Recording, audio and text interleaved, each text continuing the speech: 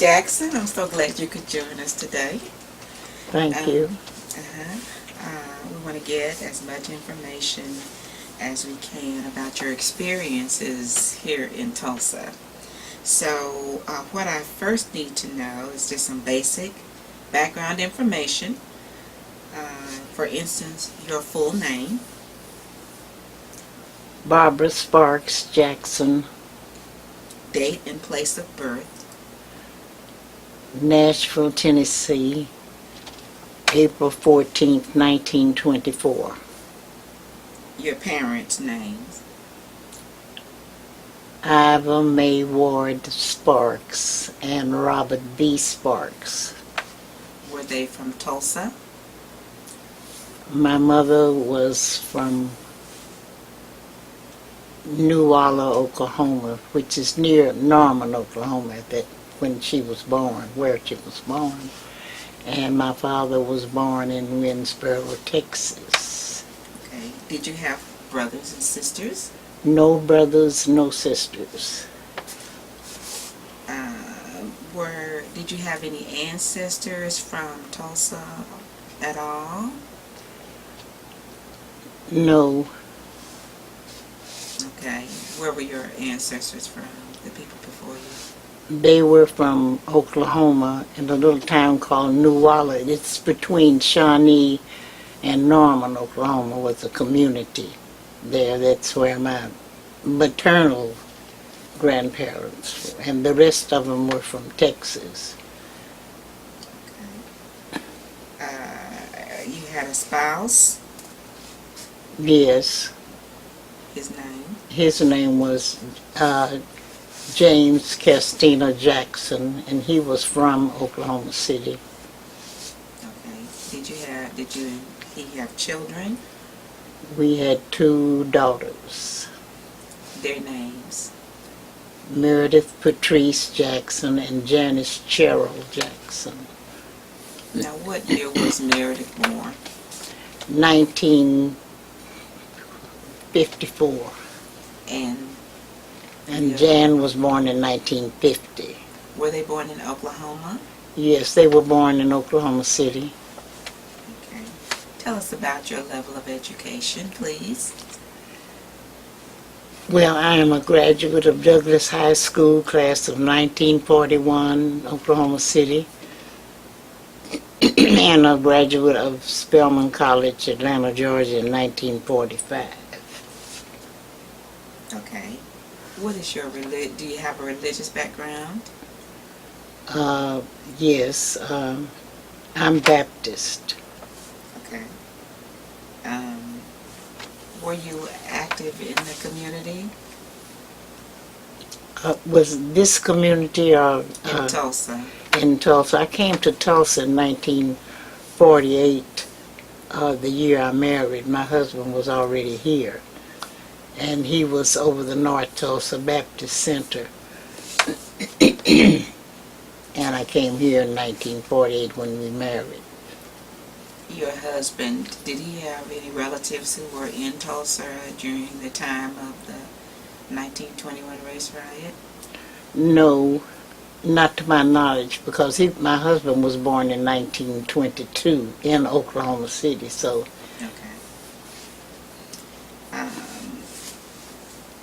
Your profession? I was vocal music teacher for Tulsa Public Schools for 34 years. Were you are you a member of a political party? No, I'm a Democrat. All right. You can feel free to add additional information about your background as you see fit. Okay. Now, you grew up in the era of, what would you say about the era in which you grew up as it pertained to differential treatment on account of race or color? Well, growing up in Oklahoma City, I went to Dunbar Elementary School, which was all Negro at the time, which would be black now or African American, since we have 3 names. And Douglas High School at the time had junior and senior high school combined.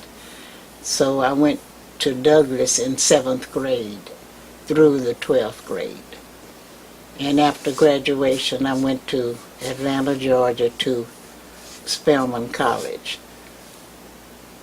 I would like to have gone to OU, but blacks were not enrolled in an OU at the time. Matter of fact, my husband went to Morehouse College from Oklahoma City, and because he couldn't go to Oklahoma Baptist, which I think is in Shawnee, and neither could he go to OU.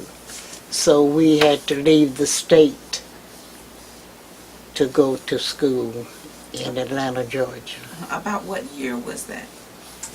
He went to Georgia in 1940, and I went to Georgia in 1941. And the state of Oklahoma paid my husband's train fare to Atlanta because they didn't have what he wanted to take at Langston.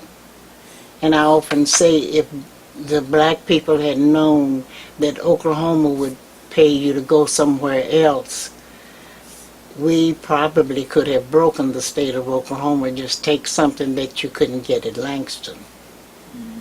And they would pay your train fare, your transportation, and some form of tuition to go. I don't know what percentage of that they would pay, but I do know that they were out of some money to send you somewhere else. Do you know why that was? Because there were no blacks enrolled in OU when we finished high school. But why would the state of Oklahoma voluntarily do that? Could I have called it their conscience?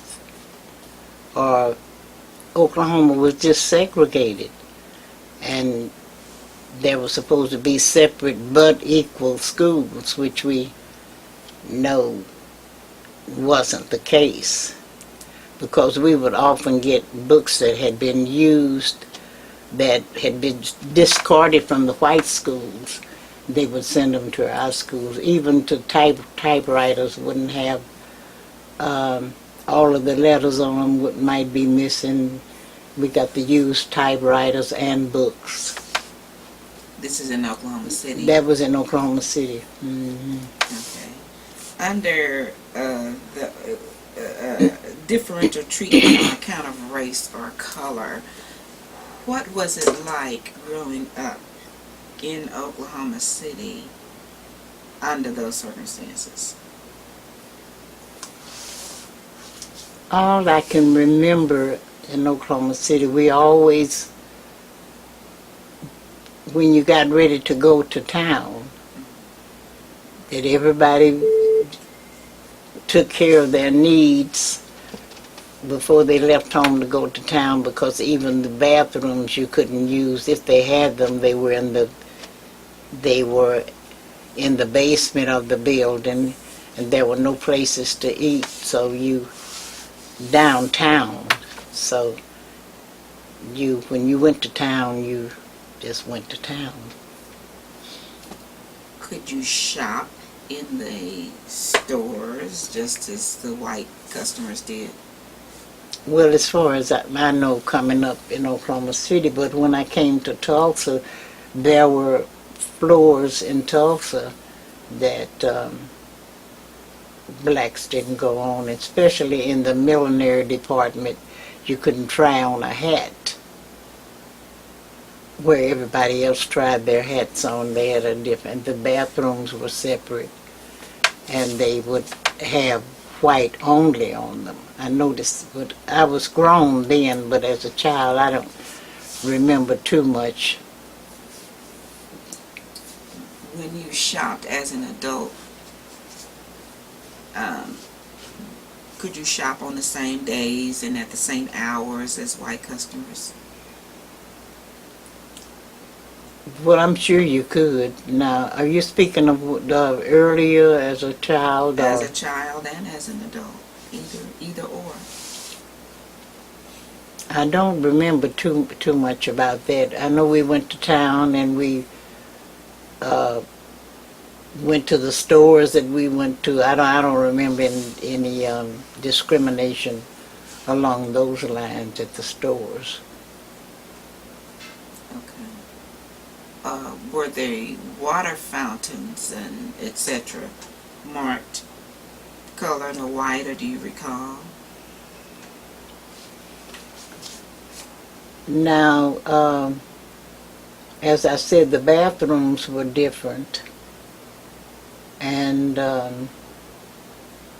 I don't remember water fountains in Oklahoma City, and I really don't know about here, because I was grown when I came to Tulsa, and I knew that there were a lot of separate things here that I hadn't noticed in Oklahoma City.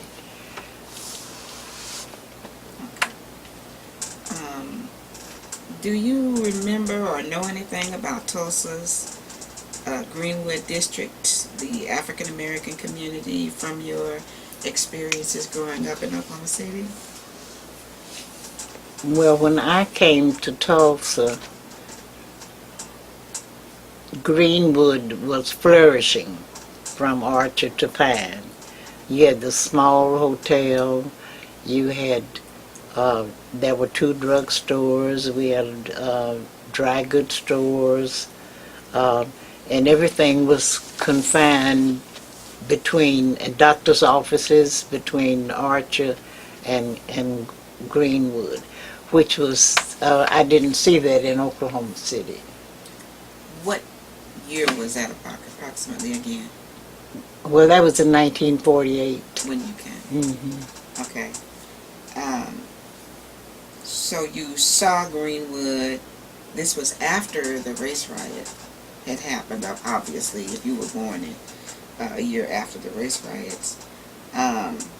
No, see, I was in Oklahoma City. I've just heard stories about the race riot. Did you hear them as a child? No, I didn't hear any of that as a child. I only knew about it after I came to Tulsa. I would often hear about it. Can you share any of the stories that you heard about the race riot, and maybe share who you heard these stories from? Well, when I came to Tulsa, Mount Zion was a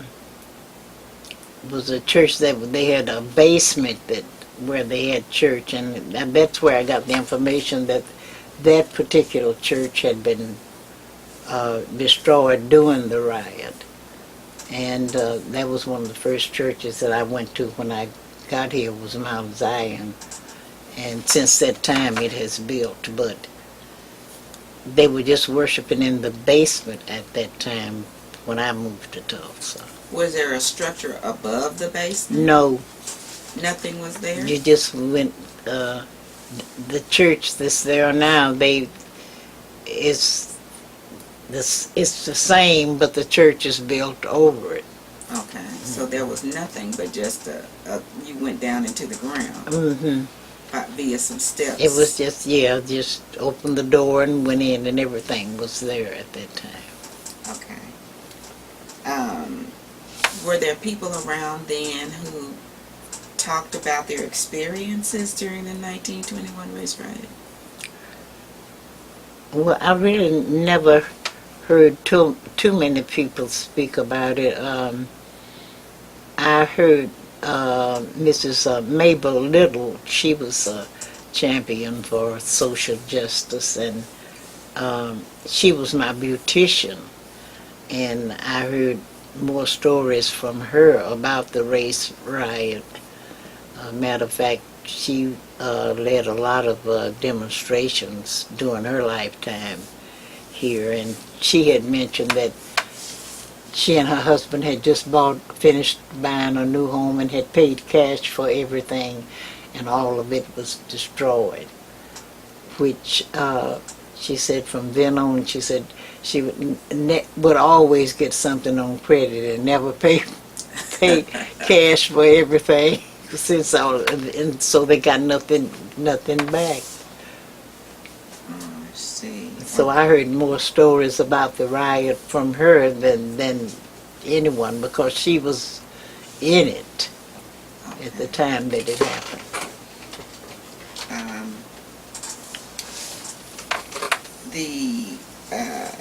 You said that you attended school for a semester, I assume, at Tulsa University. Yes, it was in the summertime when we enrolled, and I'm not sure because I went to TU after that. Mm-hmm. I think you have another video of me telling them about my time at TU. But I went that summer, and I didn't go back until I went. The next time I went to Tulsa University, I went on campus. But that was the beginning of my time at TU. Now, 1952 or 53 was the first time you attended TU, is that correct? Mm-hmm. And you mentioned attending TU, being a student, listed as attending TU when actually you went to school at Carver Junior High School. Can you tell us about that? Well, I just remembered Dr. Denny and the classes that we took and the people who were in those classes. And what happened after that, I don't know, because it was later that I went, later that I actually attended TU on campus. But that's where we first started, and I don't know how far the rest of them, what they did after that. Why did you attend TU at Carver Junior High School? That was where they had our classes, because there were no classes for black people at TU. So, to accommodate you, then TU set up day classes, night classes, what kind of? I only remember that one class. Mm-hmm. And it's possible that after that class, they might have started going to TU that fall. But I'm not sure, because the only time that I went to TU would after that was in the summers, and during that time was you could go, but during those, that was one year that we didn't go. There was Art Williams and Grover Britton. Art, many people remember him as coach at Booker T. During that time. He was in that class. This is a list of the students that you said you went to school with. Can you just share that list of names of the students that you attended TU at Carver Middle School with in early 1950s? There was Grover Britton, Art Williams Sr., Harley T. King, Ben Durant, Zemula Williams, Margaret Hendricks, Elizabeth Chappell, and Barbara Sparks. There were, you recall, 9 students attending TU, is that correct? 9 African American students. These are the 9 that I remember in that class. And there was a Mr. Tucker. He was a principal in Veneta, Oklahoma. He was in that class.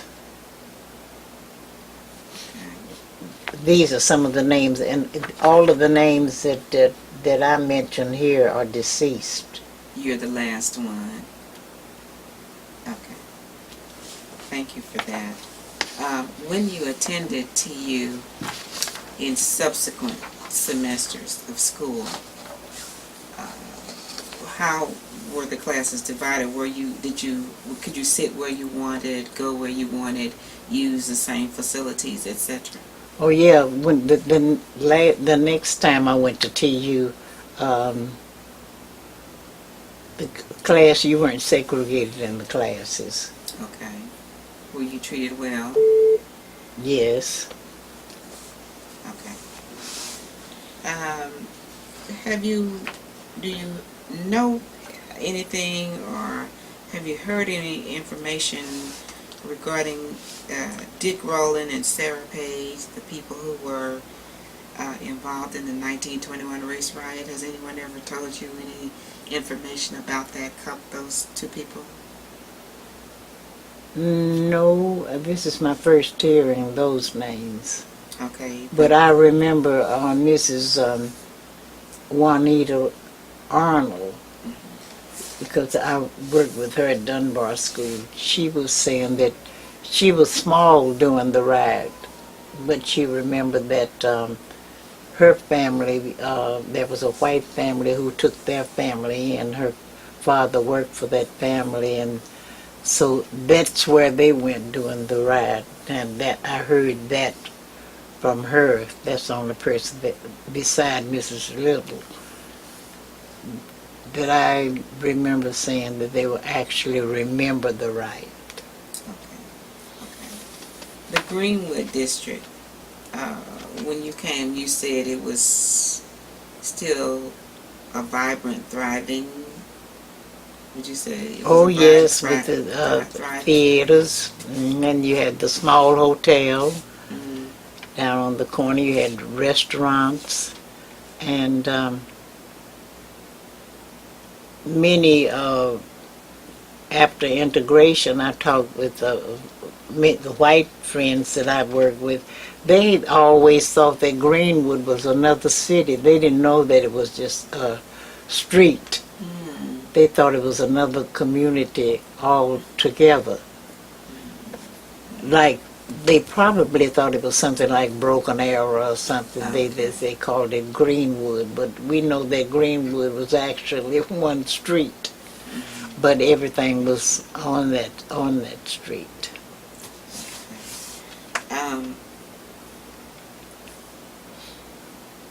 The Greenwood district is a small district now, a small area now. Greenwood Street with the businesses. You describe a thriving area. What happened, to your knowledge, what happened to the Greenwood that you saw in 1948? Well, that might be the $64 question. Mm-hmm. Everything happened between Archer and Pine. Houses were gone. There was a streetcar that came that ran from up the hill by the brickyard up there, and it ran from Sand Springs to Tulsa. I can remember that much when I first came to Tulsa. Wonder where those businesses all went, though. If it was doing so well, there are very few businesses there now. And doctors' offices were down there. We had a floral shop, and of course you had the churches, but all of the doctors' offices that I can remember were on Greenwood, and your drugstores, and you could just, it almost looked like Broadway in New York, because there were always people walking down the street and back and forth, always very activities going on. Okay. And then, was it urban renewal, or did you notice anything being torn down? Do you recall a period when it changed from what you're describing? Now, I went to California in 1950 1957. And I was in California for about 2 years, and I noticed the difference when I came back, and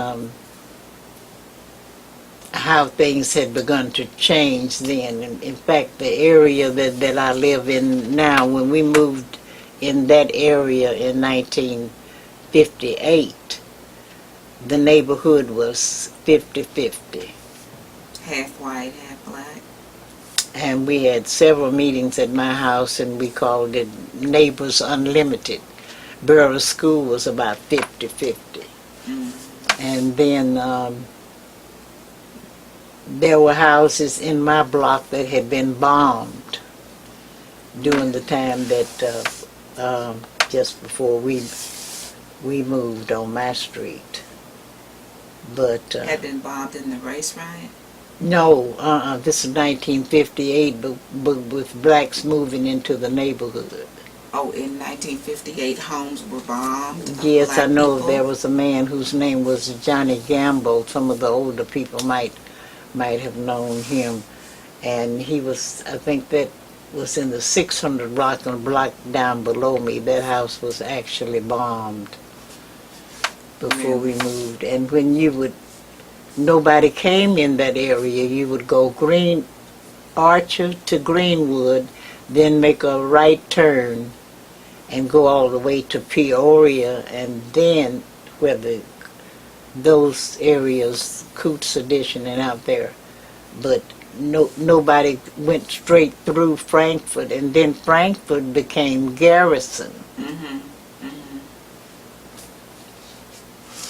So in that neighborhood, you could go all the way to Apache. All of that the area was white.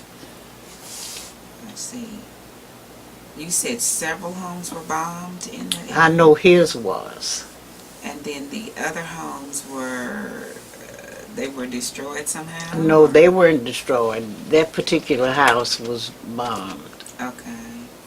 That I know about, and that was in the next block from where I live now, and where the John 316 mission is. That was a white church, and the minister of that church lived across the street from where I live now. That was where he lived. So gradually the people just started moving out, and then the enrollment dropped. At the church? At Burroughs School. Oh, at Burroughs School. Because the school was about 50-50, then with families moving out. And were the instructors mixed as well, as far as a racial mix? Were the instructors black and white as well? Burroughs had a mixed faculty, and at the time we were in central area. Central was downtown.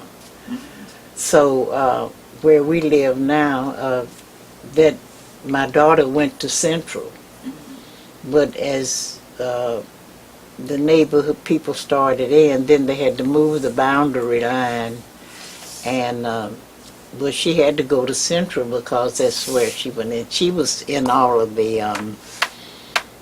when they first integrated. Okay.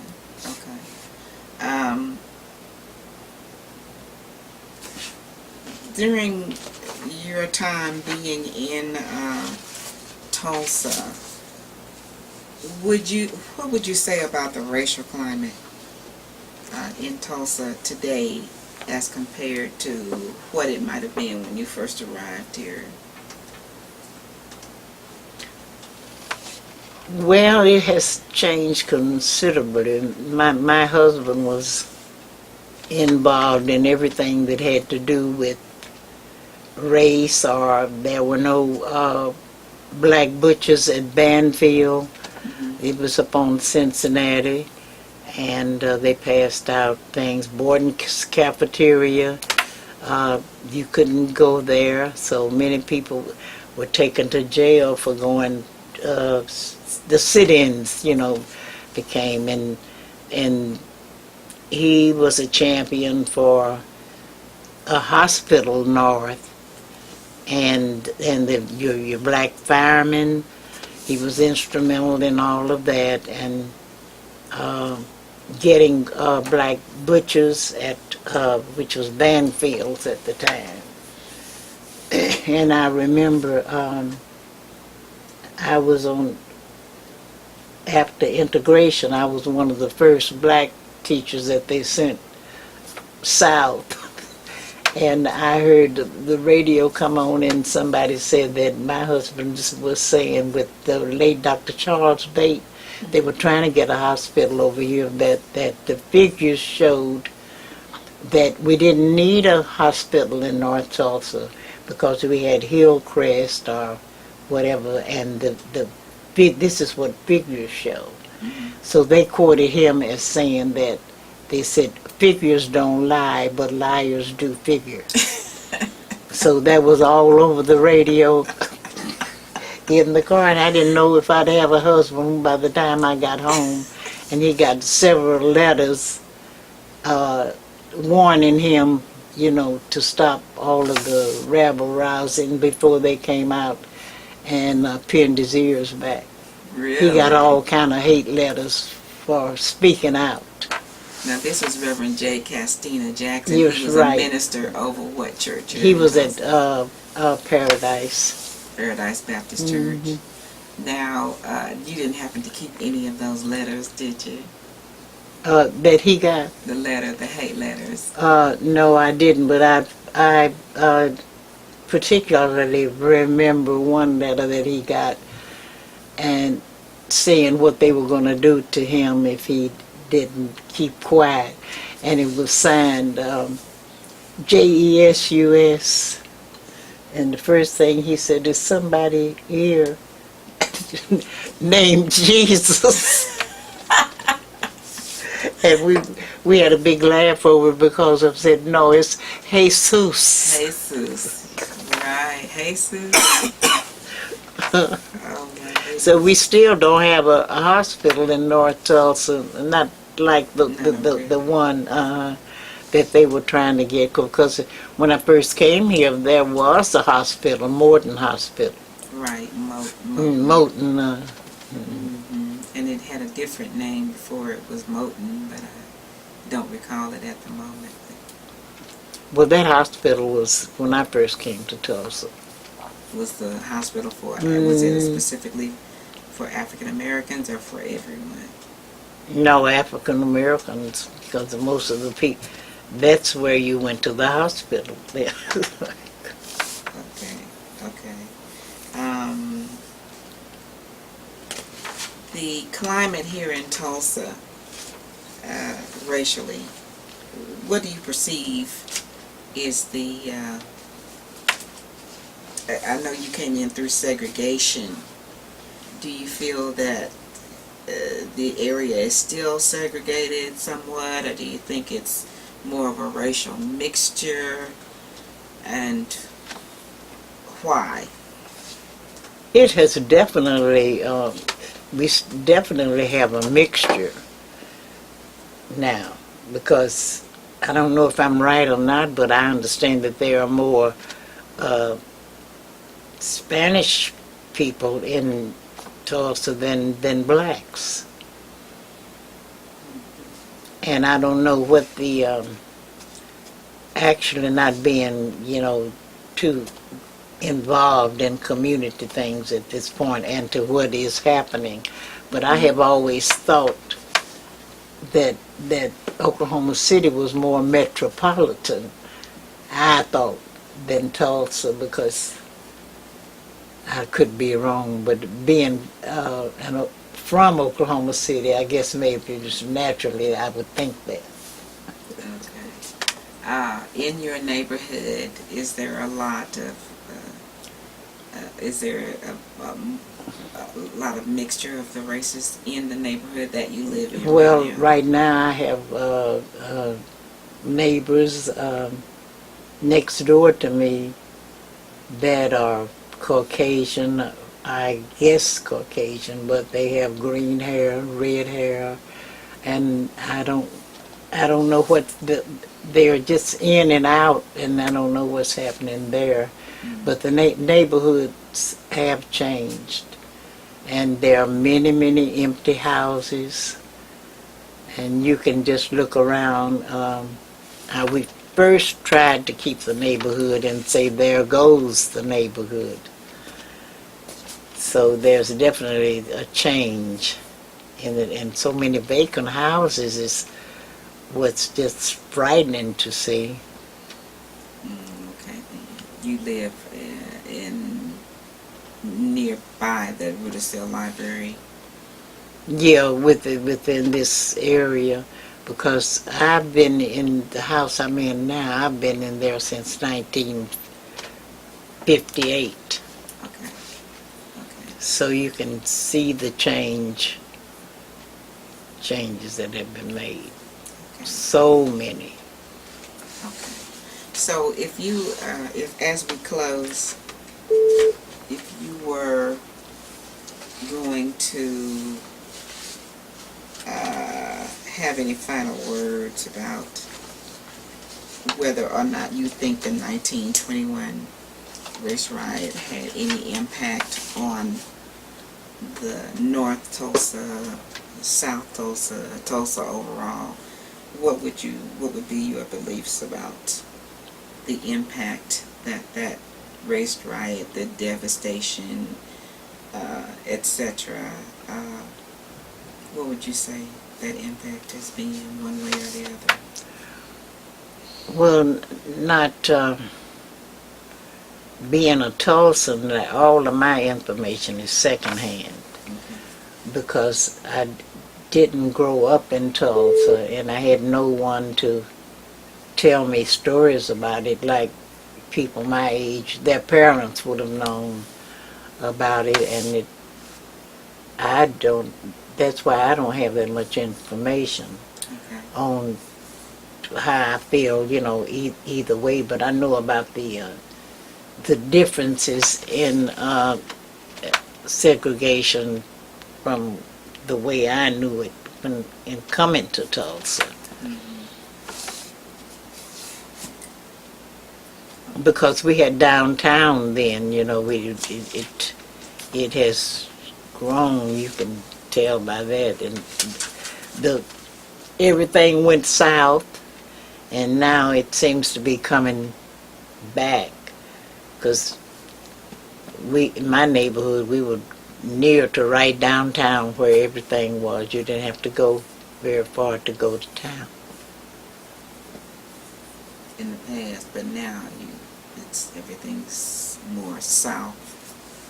Yeah, but they're trying to come back this way. Okay. We have the BOK Center and whatever. Okay. All right. Well, Miss Jackson, we so much appreciate your taking your time to share with us.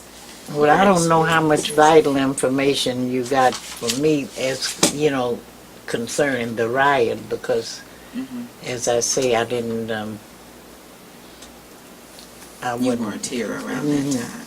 However... But I noticed in Tulsa there seems to be more people who are not from here that seem to know more about the town than those who were here. But the information you provided, having to attend Tulsa University at Carver Junior High School because blacks weren't allowed to attend Tulsa University, the information about segregation, about someone's home being bombed, about Greenwood coming back after the 1921 race riot. That's some very vital information, and I appreciate that you shared your knowledge of that with us. So I just want to say thank you so much. Well, you're welcome. I hope I have been able to give you some insight or information into my small recollection of of the comparison. All right. Okay, thanks again. What's your first name? Barbara. How you spell it? Barbara. If that's how you want it on the screen, Barbara Jackson, do you want a middle name on there? Well, there's another Barbara S. Jackson. Barbara Barbara S. Jackson. Sparks. Barbara Sparks Jackson. That'll make it look. You know, there were 4 of us named Barbara Jackson at one time. Good night. And all worked for Tulsa Public Schools. Oh my goodness. Well, there used to be 3 Alicia Latimers. Oh, really? And they were trying to give me their bills. Oh, I had that experience too. Yeah, no. I'm not that. I barely can pay mine. I certainly am not paying anyone else's. Well, thank you so much for that. We're not being recorded now, are we? Oh, okay. No, they came out to the school once to